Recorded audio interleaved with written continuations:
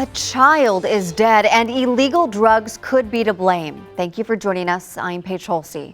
Right now, police in Washington, Missouri are investigating the death of that 13-year-old boy who was found unresponsive in a friend's home early this morning.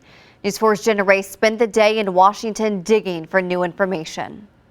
Tonight on 7th Street here in Washington, things are pretty quiet, but just hours ago, dozens of police cars lined this exact street searching inside this home after they got calls of an unresponsive teen early Sunday morning. Now, detectives tell us they're investigating the death as a possible drug overdose. Last night about 10:30, they were out here throwing a football right here in the field.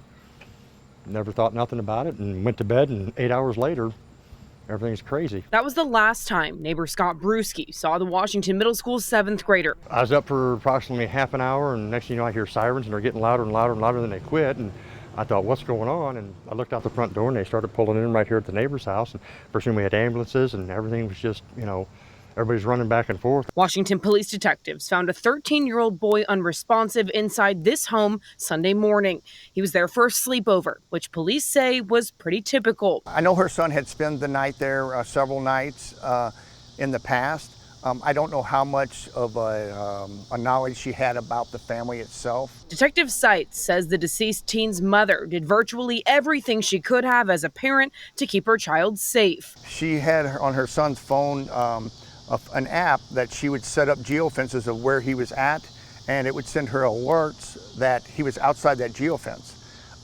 She had that. She knew where he was at in the home and knew what time he had gotten there and that he hadn't left, but the tragedy still struck. While a mother is without her child Sunday, the children who lived at that 7th Street home are now in state custody. Washington police say the mother, father, and live-in tenant were all arrested on drug possession and paraphernalia charges Sunday, and more could be coming. As the investigation goes on, it could be even some manslaughter charges or some endangering the welfare of children charges. For the family, the boy that lost his life, they're going to have a hard road to toe.